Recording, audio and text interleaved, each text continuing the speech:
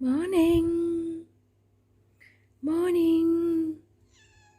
Hello, Susan, Susan, Pinky, Chilo. สีรักกันนะรักกันนะคะลูก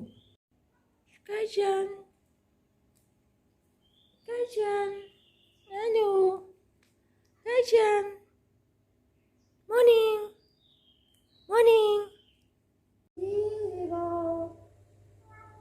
ใกล้ฉันใกล้ฉันใกล้ฉันใกล้ฉัน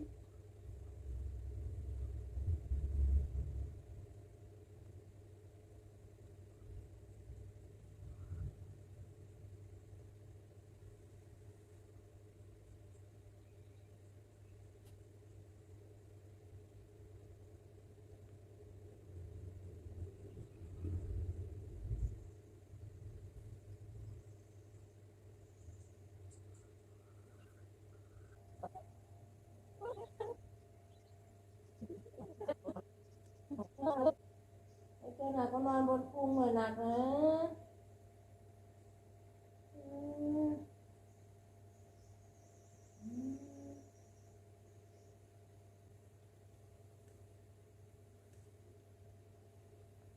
ทุกคนแกล้งไทเกอร์แกล้งลูกชายก่อนเล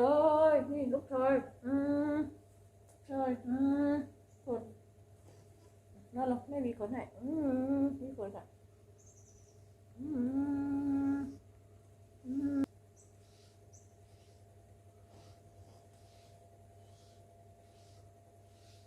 มีคนอาบน้ำให้นะคนหลังไม่อาบน้ำให้นะครับนอนหงายไปก่อนตุ้มหิวยังครับมาหิวยังไปใครหิววะใครหิววะ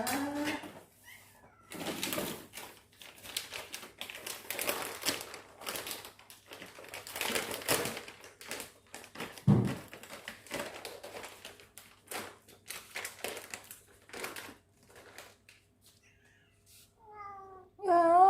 รอไหมแม่เทอาหารก่อนนะเทอาหารก่อนนะแป๊บนึง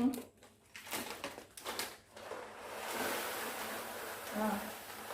หารเม็ดอันนี้เต็มแล้วใครกินอาหารเม็ดนะครับมาใครกินอะไรเนี่ยอาหารเม็ดนะคะ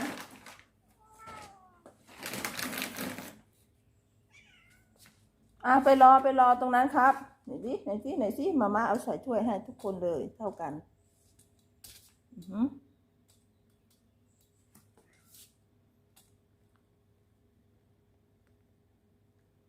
หิวกันแต่เช้าไหนถ้วยเหรอถ้วยแม่สิไหนพี่หมีไม่เห็นเช่นเหรอไม่ใช่เหรออ๋อ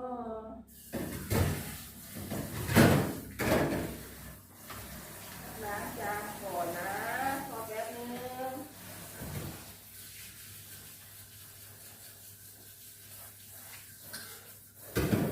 ไว้เนี่ย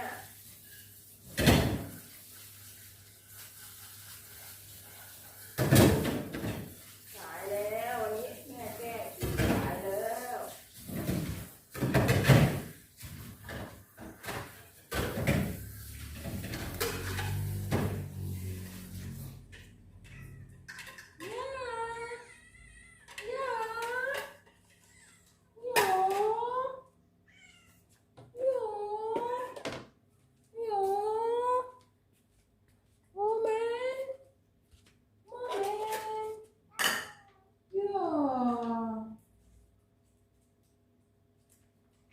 หิวบ้าง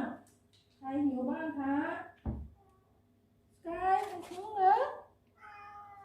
หิวเหรอ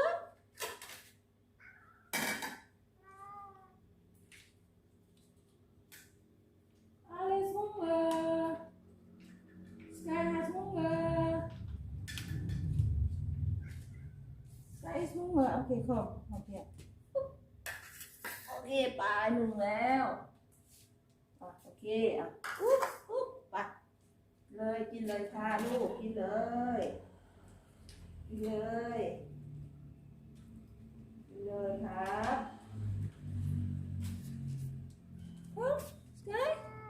ไกเชียนอิสตาโอเคไปไปยิบไปไปเร็วเร็วเร็วไปเร็วเร็วเร็วเร็วเร็วไกเชียนไป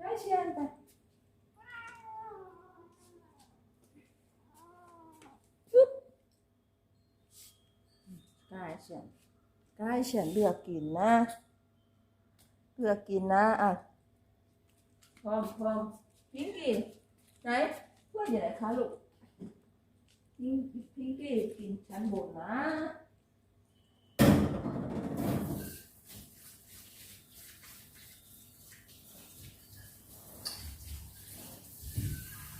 ชิโร่เอเซนชิโร่เอเซน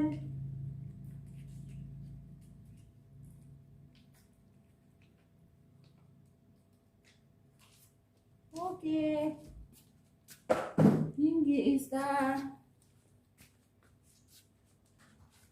Pinky ist da.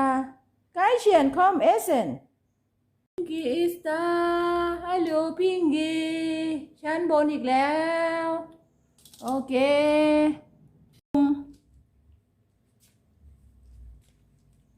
Geilchen, was los? Geilchen, was los? ทำไมกินคะลูกทำไมไม่กินคะไหนนี่ว่ากันเป็นอะไรเนี่ยงอนอะไรล่ะลูกฮะว่าสิสุงอนไปกินข้าวก่อนลูกไปงอนเก่งงอนอู้งอนเก่งเจ้าตัวงอนเก่งงอนอะไรแม่เนี่ยไปกินข้าวเร็วเขากินกันหมดแล้วทำไมไม่ไปกินข้าวลูกงอนอะไรหรอฮะมันไม่ถูกใจเหรอไหนเลือกกินเหรอไหนแล้วไปไหนแล้วโอ้โหหายตัวไปไปนู่นแล้วหายตัวไปจับตัวได้ไหมจับตัวได้โอ้ยแม่ถือโอ้ยกายงอนแล้วไม่กินแล้วงอนกายงอนมากเลยไม่กินเลยกินเลยครับสายแล้วนะวันนี้แม่ตื่นสายนะวันนี้แกล้งแมวนอนแกล้งเขากินอาหารสายกายโกรธเลยกายโกรธแม่เลยงอนเก่งนะกินแล้วเหรอครับใช่เกิดอิ่มแล้วตอนเช้าพ่อแมวกินก่อนเลยเช้ามาก็แกล้งแมวทุกเช้าเลย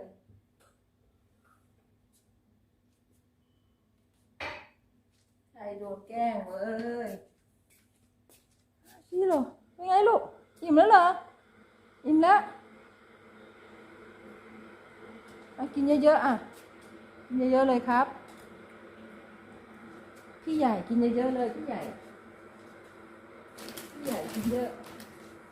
พี่ใหญ่ชอบกินกุ้งนะวันหลังแม่ไปซื้อกุ้งให้กินนะครับ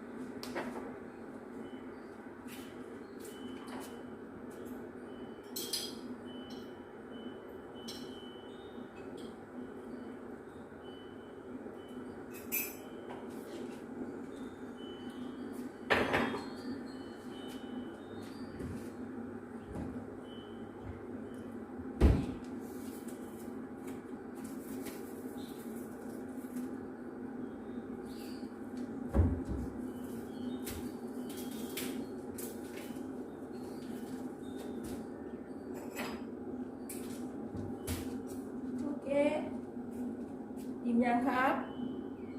อิ่มหรือยังครับลูก